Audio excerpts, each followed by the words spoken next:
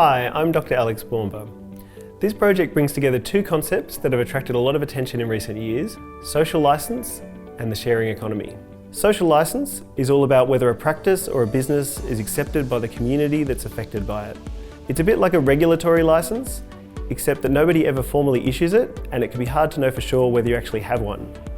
But there are very real consequences for not getting a social licence, like incurring greater costs of doing business, getting hit with tighter government regulations, or maybe even being shut down altogether. The term social licence to operate first arose in the mining sector about 20 years ago, but it's since been applied to all sorts of different things like forestry, wind farms, horse racing, the big banks, and now to the sharing economy. The sharing economy is all about accessing resources rather than owning them, and using digital online platforms to do this. My personal motivation for bringing these concepts together is the potential environmental benefits that can come from sharing practices that use resources more efficiently, not to mention the potential to bring people together and build a sense of community. But there's no guarantee that these benefits will actually be delivered, or that the local communities will accept the costs that might come with them and grant them a social licence to operate. Take share bikes as an example. When they started springing up all over the streets of Sydney and Melbourne, they offered the potential for more sustainable transport and perhaps even better health outcomes from increased cycling. But they quickly got themselves on the wrong side of local communities. You can also see some parallels with other sharing economy platforms.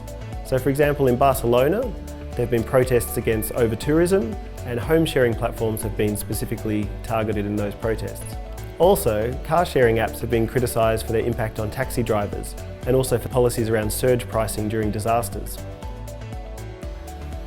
There are a number of different factors or variables that go into determining whether or not an activity has a social licence. A key one is trust, and there are a range of different strategies for building trust with local communities. Fairness is also important, in terms of the way that benefits and costs are distributed, but also in relation to the processes that companies follow. Businesses also need to think about how they maintain their social licence over time, not just about how they get it in the first place. So for example, you might get a social licence, but then it's likely to come under threat when a major disturbance hits, like for example a protest, or an accident, or a media storm. In other words, you want your social licence to be robust and resilient rather than fragile.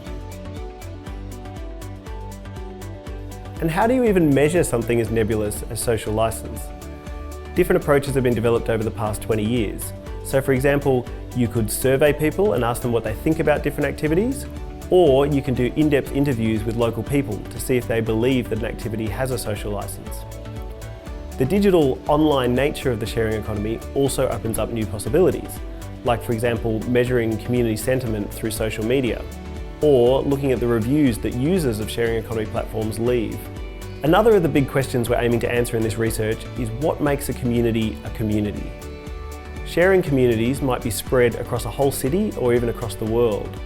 They might be connected by a shared interest in exchanging things with other like-minded people, rather than having people who live right near each other or see each other all the time.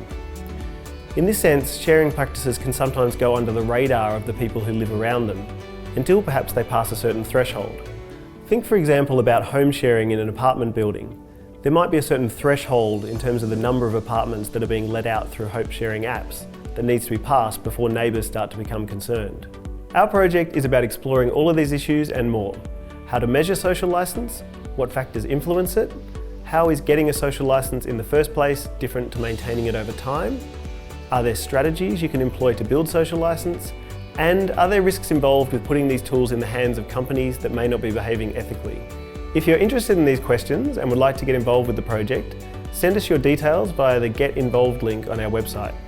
We'd love to work with sharing economy platforms that could provide us with potential case studies, or with industry bodies that might want to understand the implications of social licence in their industry, or with government agencies that might want to understand how social licence interacts with regulatory licensing.